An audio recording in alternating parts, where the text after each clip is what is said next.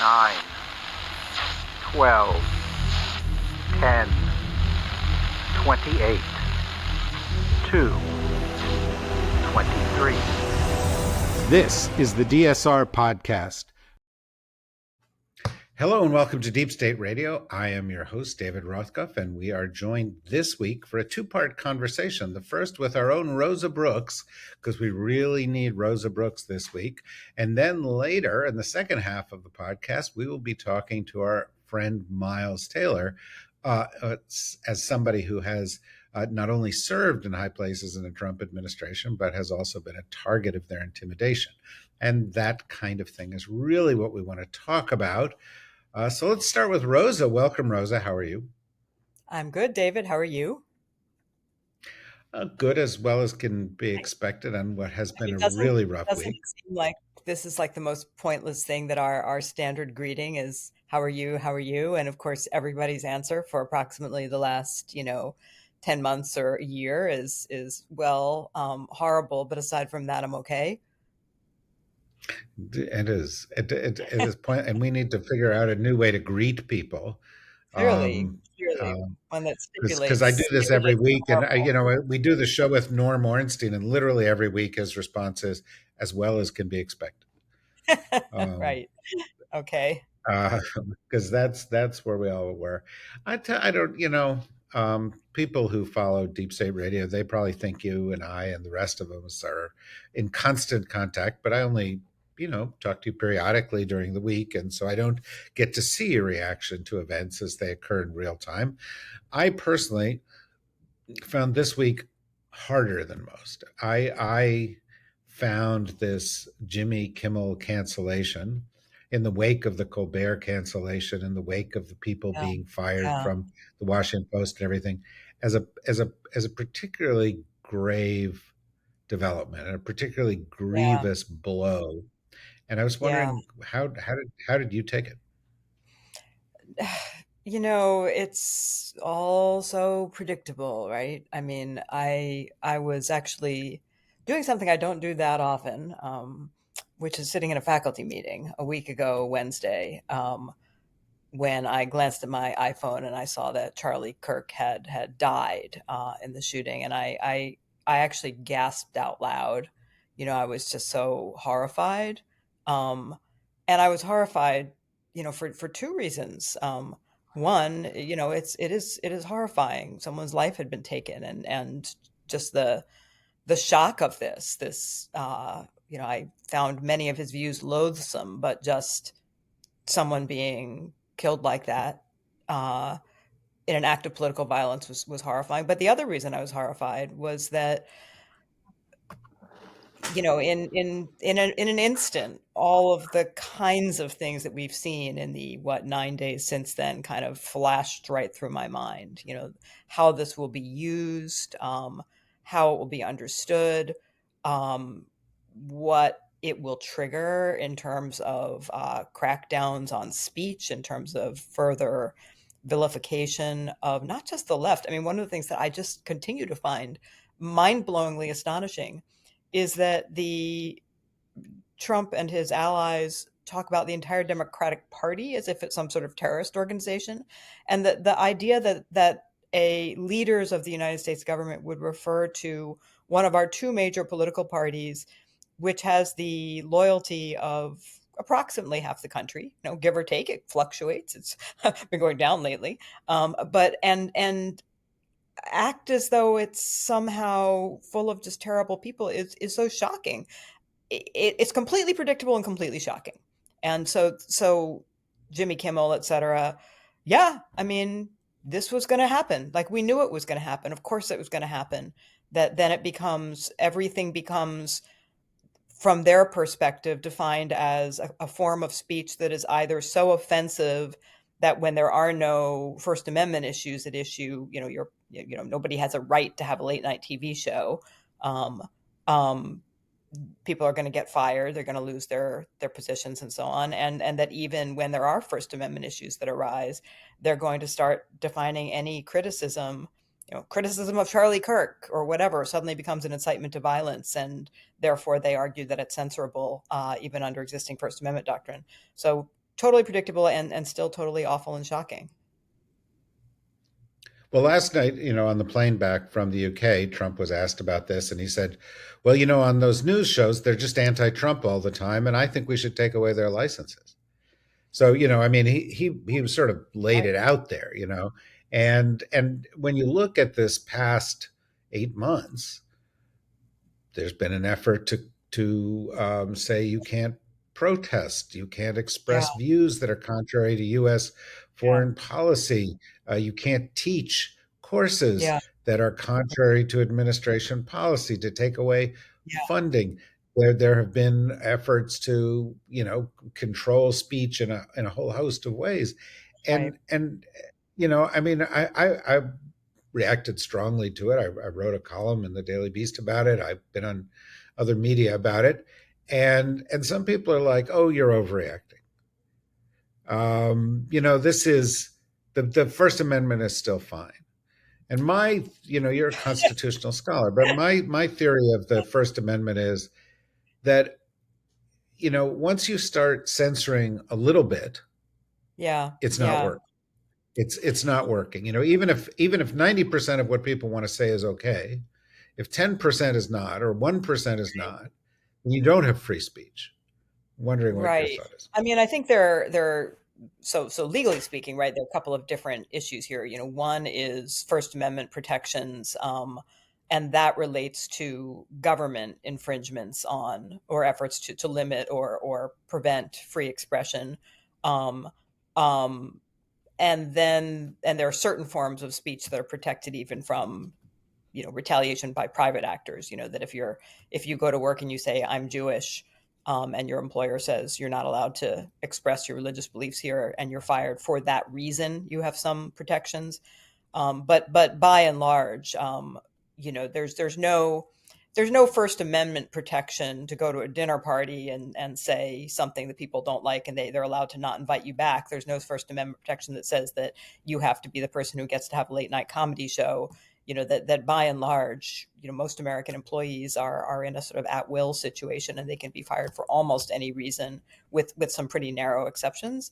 And those are slightly different. So I think there's kind of a narrower First Amendment set of issues, and there's a broader set of cultural concerns about what is viewed as acceptable in the public discourse.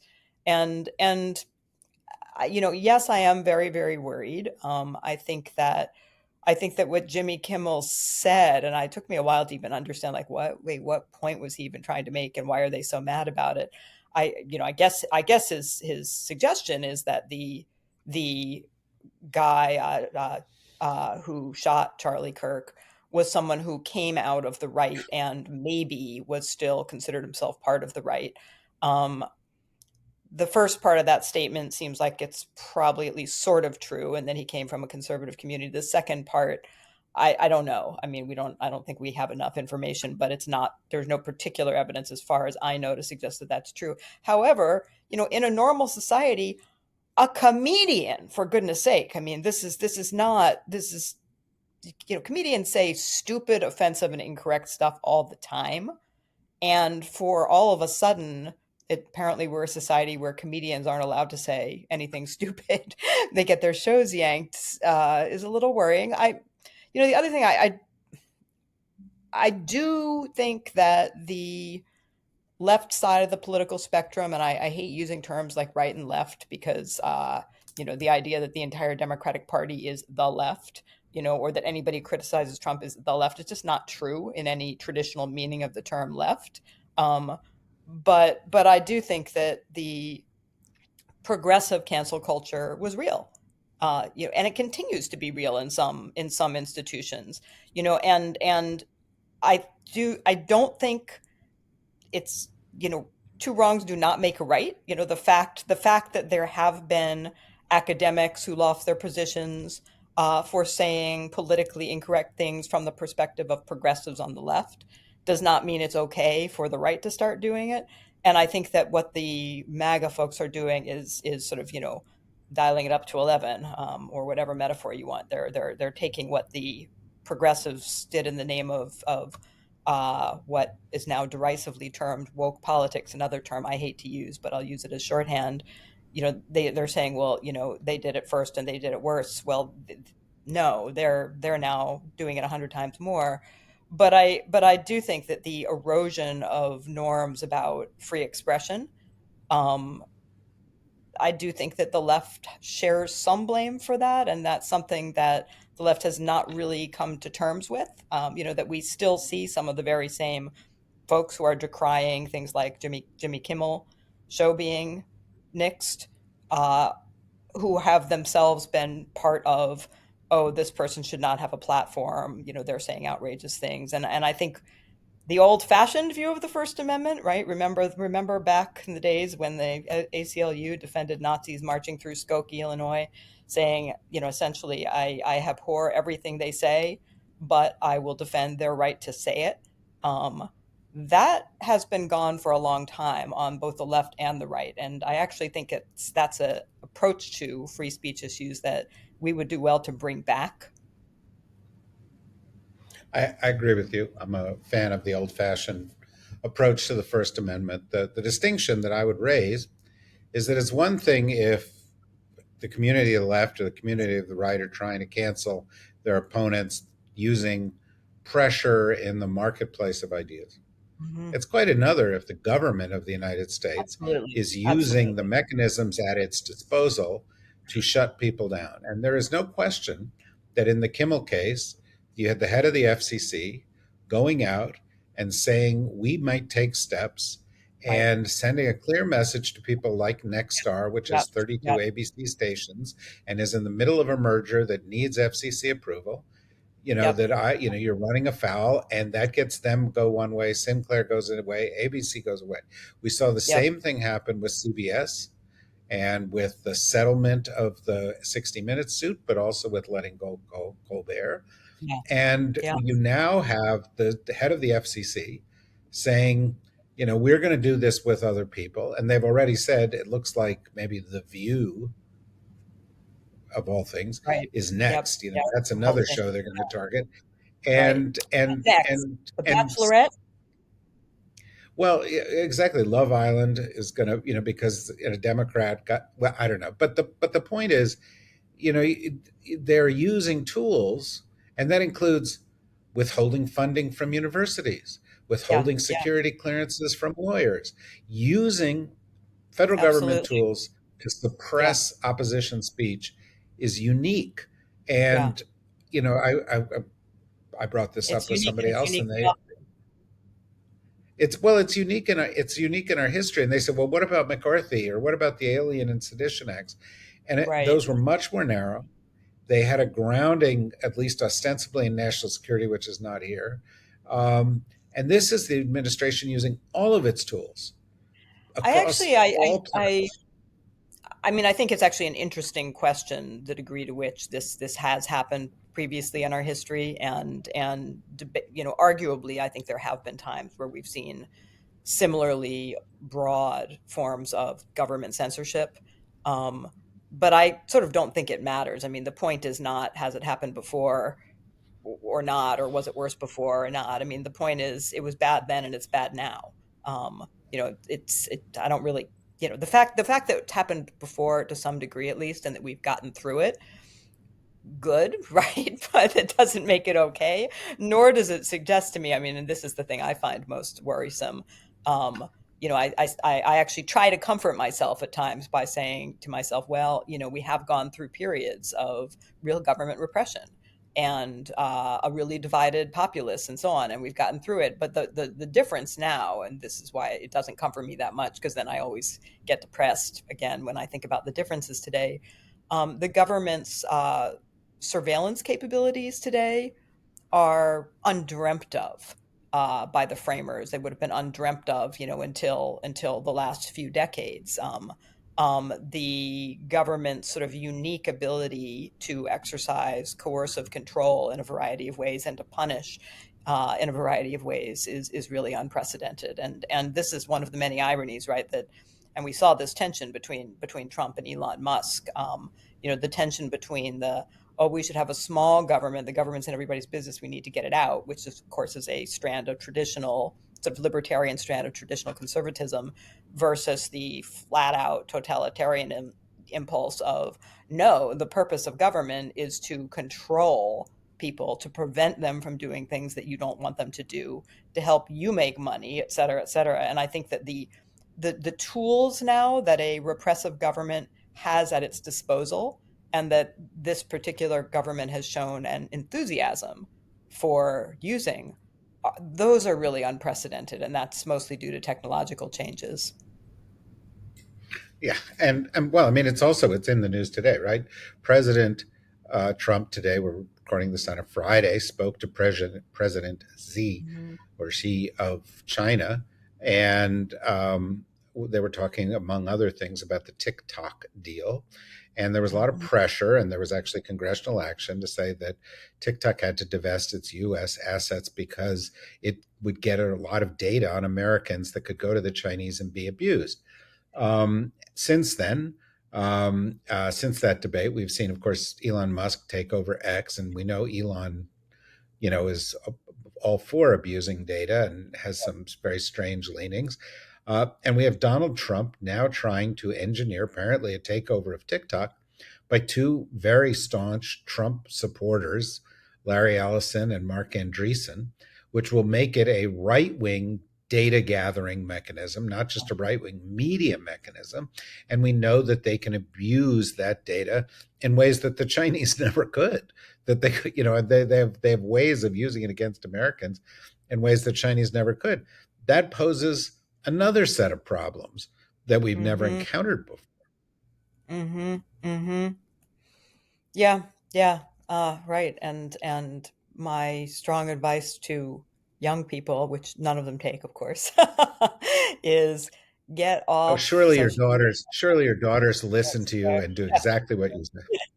They go, "Oh, mom." But yeah, my unheeded advice is, you do not need to be on TikTok. You do not need to be on Instagram. You do not need to be, and don't do it, because these really are already surveillance platforms. But up until now, they've largely been surveillance platforms for the purposes of selling you stuff that you don't need. But they are in the process of, I think, there's a real danger they get turned into surveillance platforms in the interest of political control. So, going back to your day job, um, obviously, as all this happened, and I'm like writing about it, I go back and I read the First Amendment for the 5,000th time, and I think of how Trump is viewing it, and how Trump's lawyers are viewing it. And one of the things that the way the First Amendment is written is it says Congress shall make no laws that Didn't say abridge, anything et about what cetera. the president can't do, does it now? No, it Sure that's doesn't. what Trump is thinking to himself. He's thinking, it doesn't say president. It doesn't Well, say Donald Trump shall isn't make no that law. well? Is it I mean, there's a question there, right? There's an intent. Um, and back in the olden days, during the first bout of this, during the Alien and Sedition Acts, you happened to have around Thomas Jefferson at the time, and he was like, Right, "No, this is what we said you shouldn't do." right. But we don't have that anymore. And you've got people who are saying, well, if the administration uses its rightful FCC power, or its rightful power regarding the administration of grants, or its right, then that it doesn't even enter the realm of what's covered in this amendment. And I'm just wondering how you view that. So I hate to tell you, but your understanding of me as some kind of First Amendment scholar is extremely misguided. I am not a First Amendment scholar, so I hesitate to say a whole lot. But it is true that the government. Well, So you so on teach the one hand, constitutional law, and the First occasionally, but Amendment's in the Constitution. I, I, I, you know this from your brief experience in law school, David. The constitutional law often consists of all the really boring parts, like the Commerce Clause and so on. And that's. Okay. I don't teach constitutional law course that covers individual rights. So so that being said, I don't want to go out on a limb and have all my colleagues say, "I can't believe you said that," because you don't know what you're talking about, which is basically true when we get beyond the basics on this stuff. Um, on the one hand, the government obviously is entitled to encourage certain kinds of things and does it all the time in a non-controversial way. That the government can decide, we want to give grants to people in the health sciences and not in this other area because we think this is more important. And that happens all the time, and nobody cares one way or the other, or you care if you're not getting a grant. But so up to a point, the government does all the time, routinely and uncontroversially, try to encourage certain forms of behavior, discourage other forms of behavior. That said, traditionally, when it comes to grant making, when it comes to broadcast licensing, a variety of legal doctrines have been created by the courts that essentially say, yeah, but you can't just single out, you can't deprive one group of benefits that you're giving to everybody else if you're depriving one group based on something that the Constitution also protects, right? Like the exercise of free speech or free religion, or you can't decide you're going to give benefits to only to white people, etc. And then you get into these very complicated issues of proof. I Even the situation with Jimmy Kimmel, right, and the remarks by the head of the FCC. Of course, his argument, and I don't know if anybody's actually going to challenge this in court, right? Because it doesn't look like Disney wants to. I don't know if Jimmy Kimmel wants to or something, but you know, he didn't say he was going to yank their broadcast license. It was more of the nature of "will no one rid me of this troublesome priest" kind of remark. Does it have a chilling effect? Would a court find that to be in and of itself government action to yank a license in a manner that interfered with the protected speech? I don't know. I don't know. It's just a little bit ambiguous, and I also just don't know enough about the legal doctrine here to say a whole lot more than that. But I also think, and you've heard me say this many times, I also think that we get too focused on what's legal, what's illegal, what's constitutional, what's not constitutional, and which in turn leads us to be a little too focused on the courts and litigation as an avenue for addressing things like this. And I think the bigger, broader conversation, as you know, is not, is this legal or illegal? Is this constitutional or not? Especially, is this constitutional or not, given all the structural issues with our Constitution? But is this a good thing for the kind of society we want to live in? The answer to that one is like, no, of course not. Of course not. It's a terrible thing. I don't really care if a court says, well, it's legal. Even if that court is made up of, Democratic judges, an idea that I reject anyway, right?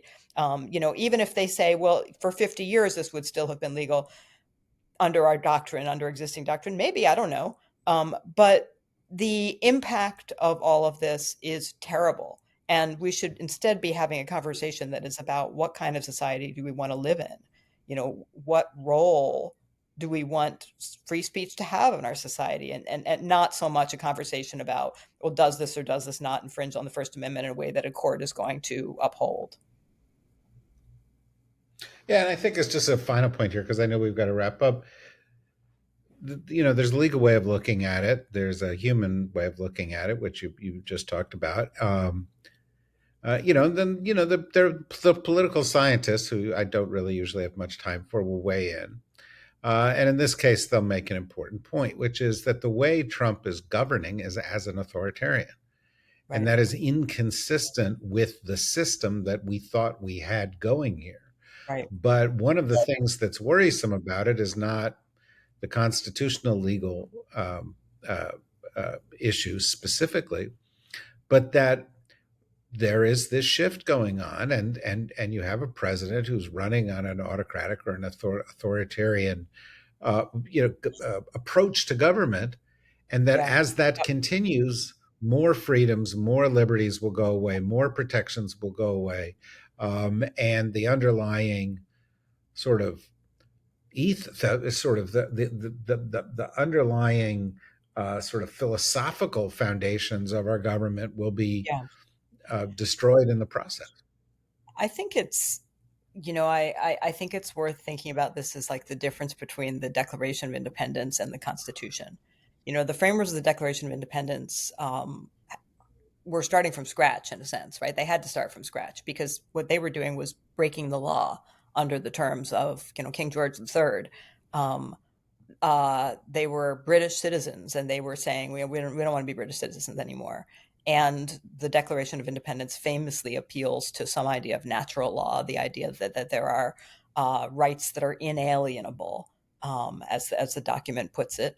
And then there's a you can they say life, liberty, and the pursuit of happiness, but you can sort of suss out what else they thought were inalienable rights when you read their bill of particulars of like why they're mad at King George. It's a whole long list of he's done this, he's done that, and that's why we have to become our own independent republic. Um, they're not starting with the law as it was. They're starting with first principles. What kind of society do we want to live in? And why do we think that's justified or right and okay? The Constitution is a process document. And what it has become over time, it's become a form of, it's like Talmudic studies, right?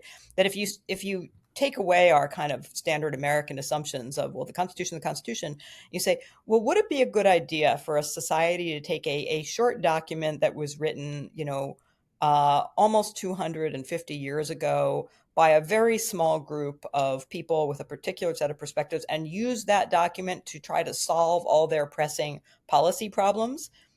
You'd be like, well, no, that seems kind of bonkers, right? Why would you do that? Especially a document that is quite hard to amend over time, much harder than Thomas Jefferson would have wanted, for sure. That constitutional laws become a form of theology, right? It's not even really law. A lot of our other democratic countries around the world think we're pretty weird in our constitutional doctrine. And I think that this is a moment where it is useful for people to stop asking themselves the question, well, is it constitutional? Because that's not just a question, well, read the First Amendment, what does it say? It's a question of, well, what are the last 200 plus years of court opinions on this, et cetera, combined with statutes interpreting this, which is going to give us an answer, but maybe it's not necessarily an answer that's particularly useful for thinking about that set of questions of, well, wait, what kind of society is the United States of America? What kind of society was it supposed to be? What kind of society do we now, today, in the year 2025, as opposed to the year 1776 or 1787 or 1789? What kind of society do we in 2025 want it to be? And I think for sure, on any measure, we have gotten very, very, very far away, either from the more utopian visions of the framers, and I think from any America that most Americans, including most people who voted for Donald Trump, actually want to live in. That's a really good way to approach it to wrap things up. Of course, it does raise some real questions about the Bible and the Ten Commandments, but we can come back to that in some My future goodness. episode. Wait Um, a minute. um, in any event, I'm really glad that we got to spend this time with you. For all of you out there who are listening who are not members here, this is where this podcast is going to come to an end. For those of you who are members, you get to get bonus content, which is a conversation that we had with Miles Taylor, who many of you know from TV and who has been a senior Trump official, spoken out against them, wrote the anonymous article about them, and is now the target of some of this intimidation through lawsuits. So we'll have another perspective on this. And if you want to hear it, you should become a member. Go to the dsrnetwork.com, click on membership, and for like $6-7 a month, you get to be a member and support what we're doing. For now, let me thank you, Rosa Brooks, very, very much. And we'll see you next week. And for everybody who is leaving at this point because they're not a member, bye-bye. And for those of you who are members, stand by.